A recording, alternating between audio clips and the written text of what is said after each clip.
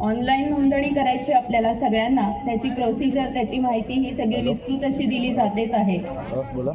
पण या मंचावर ही पहिली नोंदणी 1 मे 1960 रोजी संयुक्त महाराष्ट्राच्या लढ्यात हुतात्म्यांनी दिलेल्या बलिदानामुळे आज महाराष्ट्र राज्याची निर्मिती झाली। हा दिवस केवळ उत्सवाचा नसून प्रगतीचा आढावा घेण्याचा आणि राज्याच्या उभारणीचा योगदान देणाऱ्या प्रत्येक घटकाचा सन्मान करण्याचा दिवस आहे। छत्रपती शिवाजी महाराजांचे स्वराज्य, महात्मा ज्योतिबा फुलेंचे सामाजिक परिवर्तन, राजश्री शाहू महाराजांची समतेची भूमिका आणि भारतरत्न डॉक्टर बाबासाहेब आंबेडकर यांचे संविधान या महान परंपरेतून महाराष्ट्रात नेहमीच पुरोगामी वाटचाल केली आहे। या आदर्शाचा वारसा नेत आपण अधिक सक्षम समृद्ध महाराष्ट्र घडवूया। महाराष्ट्र दिन हा राज्याच्या गौरवशाली इतिहासाचा समृद्ध आणि समृद्ध संस्कृतीचा प्रतीक आहे। अशा या महत्त्व दिवशी आपण जनगणना 2027 या राष्ट्रीय उपक्रमाची सुरुवात करीत आहोत। जनगणना ही केवळ लोकसंख्येची गणना नसून देशाच्या नियोजनबद्ध विकासाचा पाया आहे। शासनाच्या विविध योजना अधिक प्रभावीपणे राबवण्यासाठी अचूक माहिती अत्यावश्यक असते।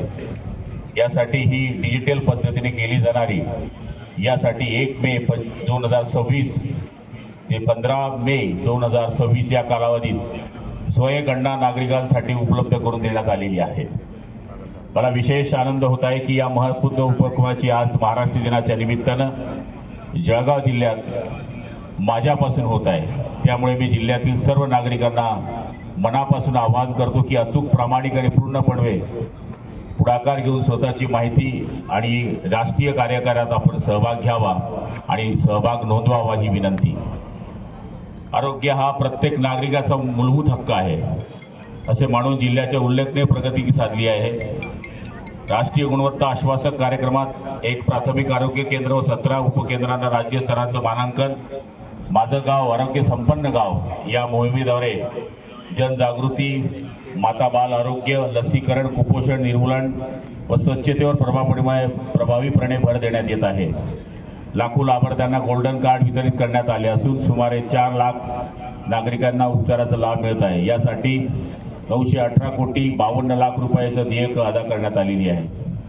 त्याचबरोबर आपत्ती व्यवस्थापन अधिक सक्षम करण्यासाठी जिल्हा आपत्ती व्यवस्थापन प्राधिकरणामार्फत सर्व तालुक्यांना 87 पोलीस चौक्याचं आपत्कालीन साहित्य किट वितरित करण्यात आलेलं आहे। एप्रिल 2025 ते 2026 या कालावधीत नैसर्गिक आपत्तीमुळे 8,51,000 शेतकरी व 6,20,000 हेक्टर क्षेत्र बाधित झाले आहे।